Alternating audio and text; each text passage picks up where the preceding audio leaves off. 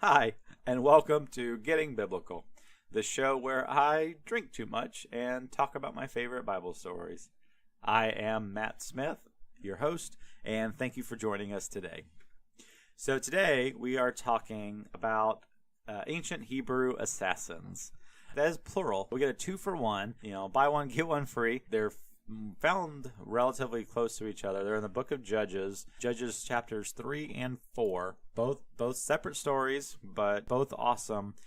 And what's fun, I think, about these are that so many of the Bible's messages are about they're good. They're good. Peace or about patience, or Jesus said, if someone hits you on one side of your face, don't retaliate and turn your head and let them hit you on the other side. Or not getting revenge, no retaliation, and good mentality, I guess, in general. But these stories, these are about people seeing an opportunity and being badasses. It's the good guys versus the bad guys. Yeah, they're killing people, but it's okay. It's fun. So actually, I really love these stories. As with everything in the show, I wish they were talked about more. So super excited to get into it. Let's go ahead and start. As I do every episode, I'll tell you what I'm drinking. So for tonight, I grabbed a bottle that I've actually come to enjoy a lot. I buy it a lot often, actually. Not every time I go out, but I always usually have a bottle of this around. It is called Hell-Cat Maggie. It's an Irish whiskey. It supposedly comes from the whole story of a woman named Hell-Cat Maggie who apparently was a female member of some ultra-violent 1800s Irish-American gang, a street gang. And she was like the enforcer, like she was a badass. Oh, the name of the group was the Dead Rabbits, apparently. And she was so savage that she filed down her teeth into sharp fangs, and then also had brass claws that she would just tear apart people with. I didn't research the actual history of it. That's the story. I hope it's true. It sounds amazing. Oh, is that okay? Can I say that? Is that okay to say? Yes, I hope that there was a woman in history that that was part of a street gang and tore people apart with filed down fangs and brass claws. I don't know. It sounds amazing. The whiskey is good. I buy it a lot. It's spicy. It does have a bite to it. No pun intended with the whole sharp fangs thing. But I like it. It's a bottle that I buy a lot when I am going to a friend's house, and I don't care so much. I'm not trying to impress anyone and buy a super fancy bottle. It's a sub $20 bottle around my house. So it's a cheap thing. But I think it's good, and most people haven't ever heard of it before, so it's fun to show up with it, and then oh, Hell-Cat Maggie, and then you read the backstory of it, and it's fun. And I buy it a lot, and I bring it to other people's houses and leave it there a lot. I'm saying a lot of nice things about it. They haven't paid me anything. I will let you know when they do, or if anyone does. It's just letting you know how I live my life, I guess. So Hell-Cat Maggie is what we're drinking. And let's talk about some assassinations. Always a fun topic. So, if you listen to my last story, where we talked about Balak, the king of Moab, and Balaam, Jafar, the evil wizard that tried to curse Israel and failed hard, then you'll know a little bit about where we're coming from. That last story was from Numbers. And now we've fast-forwarded 2 full books of the Bible to Judges. Judges 3 and 4 are where we find our stories today. The first one's in Judges 3. And we meet up again with the Moabites, the douches that were trying to curse Israel last time. And we've moved forward. Balak's not in the picture anymore. Now we have a new king, King Eglon? E-G-L-O-N. Eglon. I'm going to say Eglon.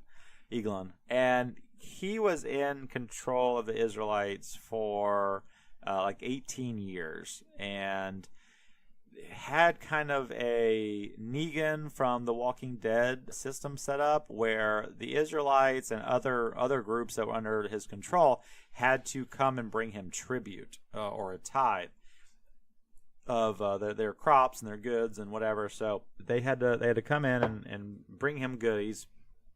And the Israelites were tired of it, much like Rick from Walking Dead.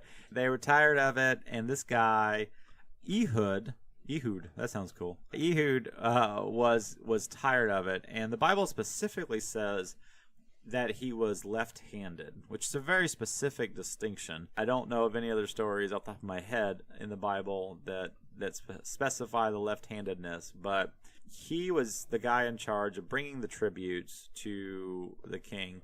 Was tired of it. Was tired of this of the Moabites being in control of the Israelites, and decided that he was going to do something about it. So he made himself a custom double-edged sword. And I'm not quite sure what that means. I thought all swords were double-edged. I don't know. I'm not an expert on swords. I'm not sure.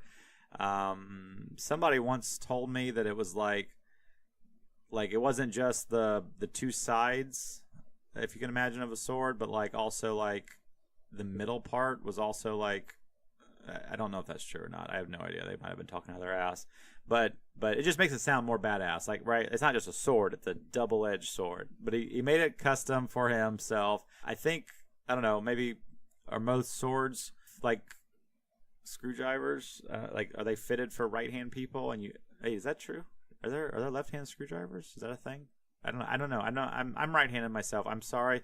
I don't understand the plight of all my left-handed friends and listeners out there. I don't know. I'm assuming that he made a custom left-handed sword for himself, as you can imagine. So like when you're dealing with a sword, if you are right-handed, then you cross your body, like you hold. If you're right-handed, you hold your sword on your left, right? So when you go to pull or draw your sword, you cross your body with your right hand and you pull it out from your left side. And because he was left-handed, he set it up so that it was like strapped, I think, to his like thigh or his leg or whatever on his right hand side. This gave him like hoorah, like go left-handers out in there. This story's for you. He set it up so if they like checked him for weapons, they like, I guess, only checked the one side that your body would be if you were right-handed, and no one knew he was left-handed. So he was able to like set up and hide this custom double-edged left-handed sword on the right side of his body, like on his thigh, and hide it that way and get past guards and stuff. So very, very clever. Anyway, so he rolls in with his group of Israelite people. They're not warriors or anything. They're the guys giving the tribute, right? They have to go do this. So he rolls in, they meet with the king, and the king's this super fat guy, right? Again, so the Bible is specific about how Ehud is left-handed, and it's also specific about how King Eglon of Moab was super fat. Like, if you ever... I don't know if you're probably too young for me. You probably don't know, but I used to love on the old Nintendo system Punch-Out, or Mike Tyson's Punch-Out, and there's a character King Hippo, and you couldn't punch him. His boxing game. You couldn't punch him in the face. You had to punch him in the stomach, and if you punched him enough in the stomach, his pants would fall down. You could knock him out. This is what I envision of King Eglon of Moab, because the Bible is specific of how fat he is. And so the king's there, and they go and they arrive, and they drop off the tribute, no big deal. And then they all leave. They leave his throne room or whatever. They leave the castle. They start leaving the city. And as they're about to leave the city gates, and Ehud is like, whoa, oh man, I forgot my keys or something. And he's like, hold up, you guys wait here. Let me go back to the king. So they're like, okay, whatever, bro. And like he leaves and goes back to the palace or whatever, goes back to the throne room. And the guards are there. And he's like, hey, and he makes up the story. And he says, hey, I need to talk to the king. They're like, well, why? And he's like, I have a message for him. And the guards are like, well, you tell me the message and we'll give it to the king. And he's like, no, you don't understand. This message is from God, and it's a secret. So I need to tell the king myself. And the guards are like, okay. And so they go into the king, and they go, hey, that guy Ehud who was just here, he's back. He says he has a secret from God to tell you. And so Eglon's like, I can't wait. I love secrets from God. And he brings Ehud in. Ehud like gives him kind of like a little like winky eye. Like he's like, hey, it's a secret. And so Eglon's like, oh yeah. So he sends out all of his guards. He's like, it's a secret. I don't want these like asshats to hear about it. So he sends out all of his guards. So it's just the king, this fat King Eglon, and Ehud, the left-hand guy, in the throne room or whatever together. Like they're all alone, right? Because there's this secret. So Eglon is, hey, so okay, we're alone now. What's the secret? What's the secret? Please tell me.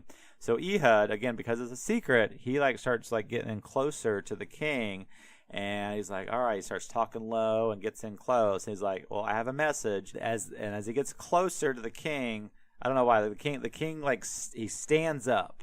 Right, like because he's into it. He's like, what's the secret? What's the secret? So he stands up off of his throne, and then Ehud, like because he wasn't expecting it, Ehud uses his left hand and he pulls the sword that he had made, and he had strapped it to his leg under his clothes, and he whips out the sword. He pulls it out and he plunges the sword into the king's gut, and the Bible says he was so fat and the sword went so deep that the king's just fat, ugly, like belly just like enveloped the sword. Like you couldn't even see the sword anymore. Like it just engrossed. It just enveloped the whole sword with his fat belly, and he shit himself. I love this story.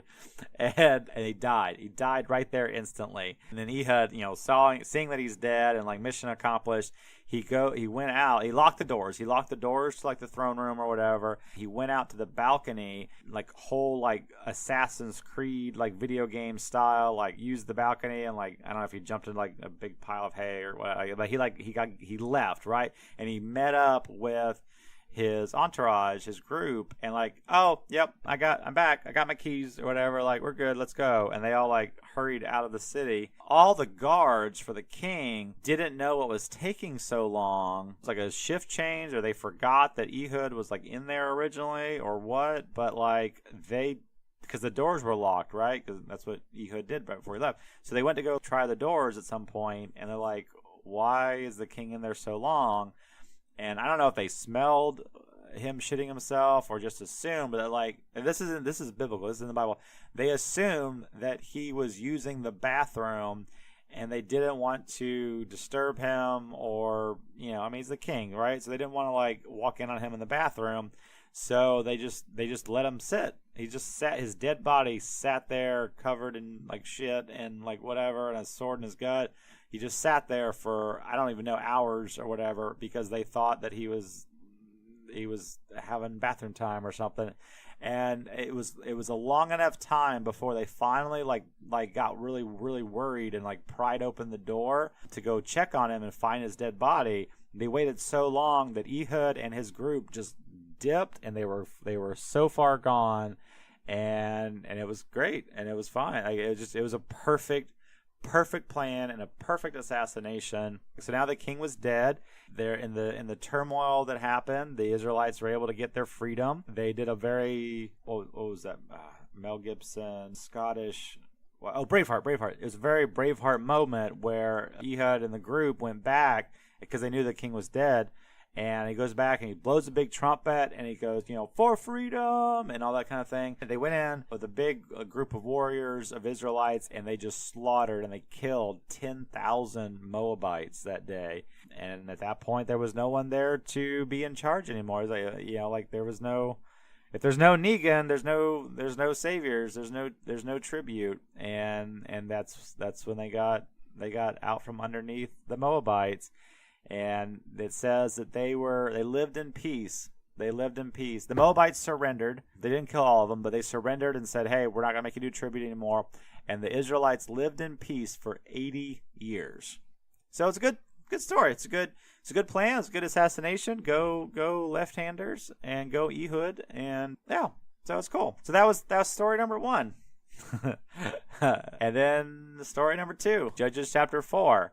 And it says, 80 years later, sorry. Real quick, pause. It's fun because if you remember the last story, when the last thing that Balaam had said to Balak after God had like possessed him, he said that the Israelites were going to, I think it said like crush the foreheads of the Moabites or crush their skulls or something like that. It was like a very like the Israelites are going to fuck you up one day, and it didn't happen right away back then.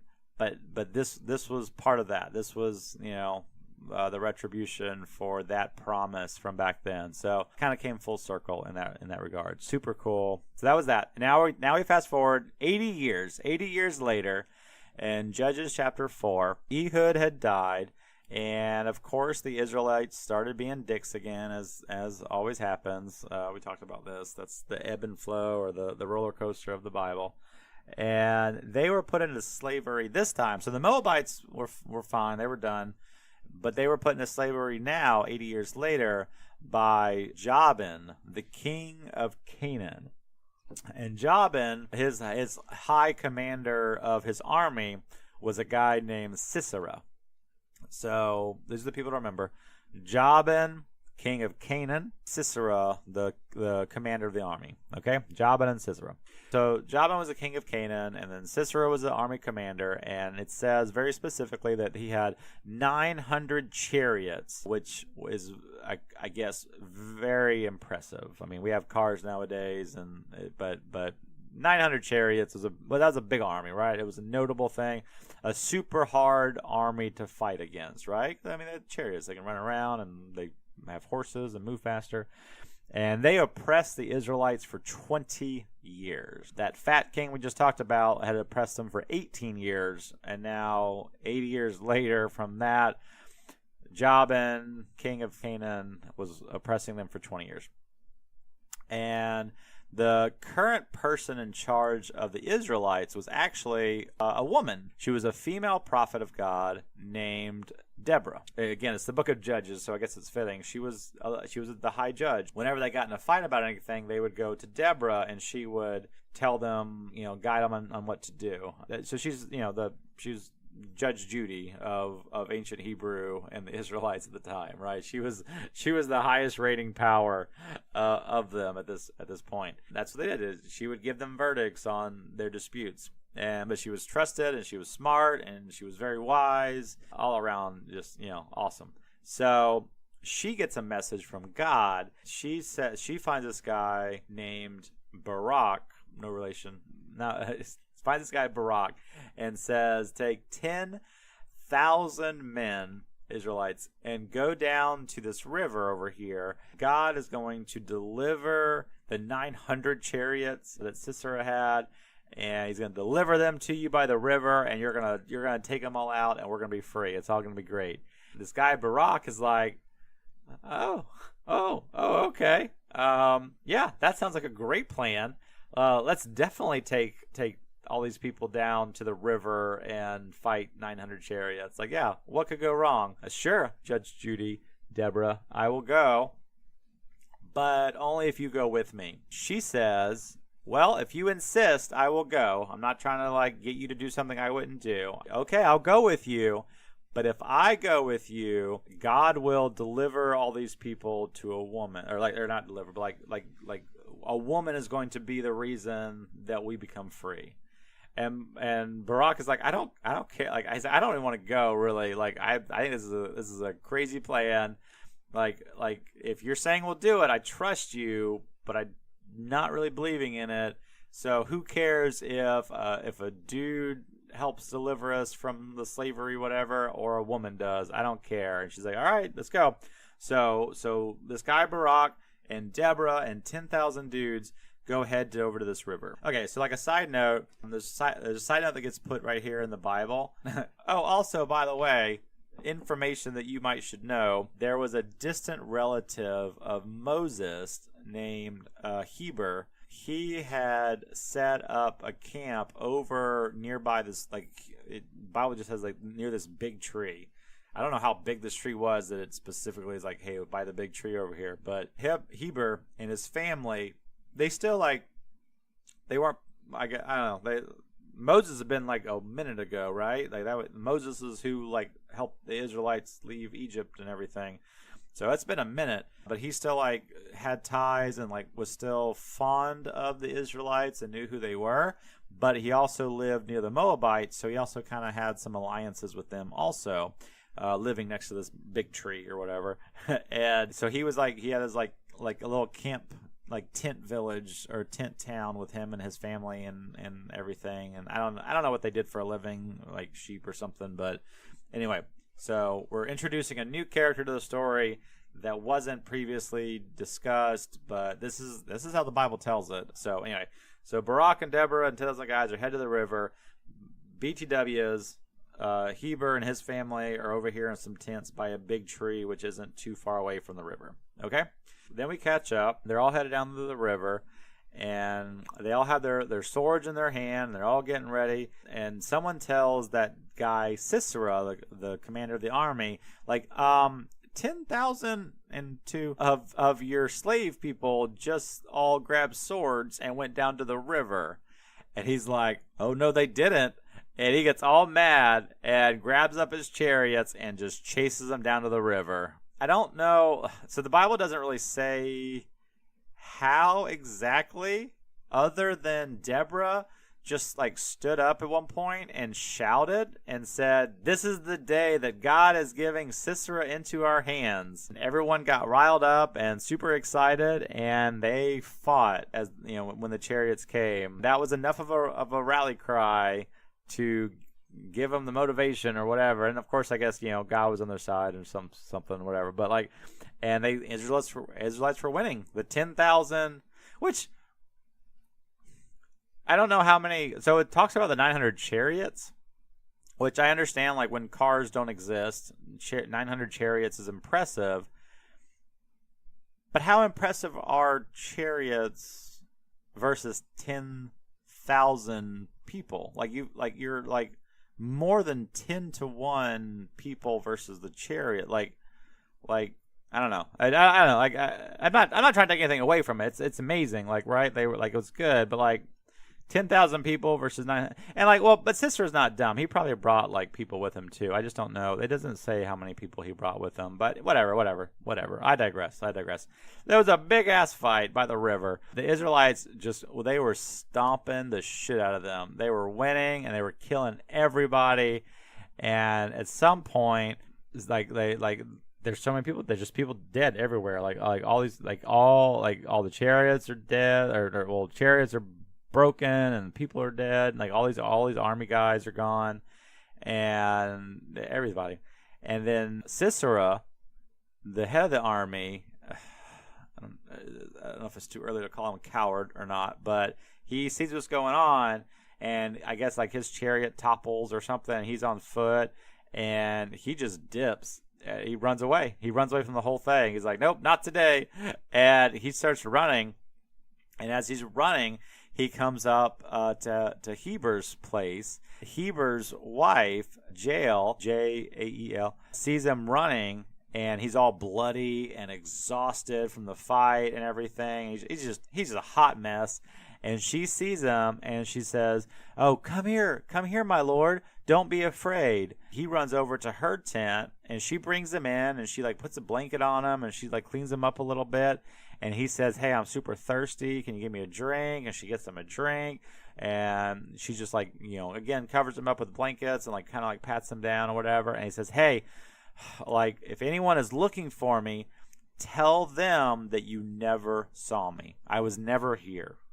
I was never here. Her, and she says, "Oh yeah, you betcha." Like then I got you, dog. And then he went to sleep. While he was sleeping, Jael grabs a tent peg, a spike, right, that you pound into the ground to hold your tent in place. She grabs a tent spike and a hammer, and she goes slowly over to where Sisera is sleeping. She places the tent spike above the temple on his head, and she hammers it into his skull and kills him on the spot. She hammers it so hard, it says, that like I guess he was sleeping on the floor or something. Like she like hammers it through his skull, and like to the point that the spike is like through his skull and in the ground. So not only is he dead, if he were to be a zombie, which isn't a thing, but like if he were to be a zombie, he wouldn't even be able to get up because his head is literally spiked into the ground. Bad ass. Jail doesn't get enough credit. Fucking nails it in. Then that guy Barack comes by and he's like, hey, have you seen this guy? We've been looking for him. And she's like, oh yeah, we got him, you betcha. And she's like, come look at my tent. And then like Barack like walks in the tent and he sees this guy like just with a spike like through his skull, and his open skull, he's dead, and he's like hammered into the ground. And he's like, oh, you got him, okay. And like, or maybe it was like, what did you do, woman? He was happy. He was happy. That win, like killing all the chariots and doing everything and finding out that she put a tent spike through his skull and everything. They riled up the whole army, and they went on, and it said they destroyed Jabin the king. They got their freedom, and they were not slaves anymore, and everything was great. And the whole next chapter of the Bible, which is not like super fun to go into, but the whole next chapter of the Bible, if you wanted to read it, is literally called the Song of Deborah. And it's not super catchy, but it is very like woman empowering. And it just talks about like how badass of a leader Deborah was, and her call to go down to the river and get their freedom, and how Jael like hammered a spike through a dickhead's skull. And it's a cool story. It's a cool song. And then it said they had peace for 40 years. 40. Sorry if I've been drinking. 40 years. And that comes full circle with, do you remember when I just said 10 minutes ago when Barack was like, you need to come with me to go down to the river because I'm not sure if this plan's going to work. And Deborah was like, if I come with you, then a woman is going to take credit for winning everything. And he was like, fine, well Jail's that woman that gets credit for everything. And it's just a fantastic story. No other fun things to say. It's awesome. I love this is one both of these are one of my favorite stories that I love to talk about. So again, as always, thank you for listening. I hope that you enjoyed or were entertained, and I hope that you have an awesome day, and cheers.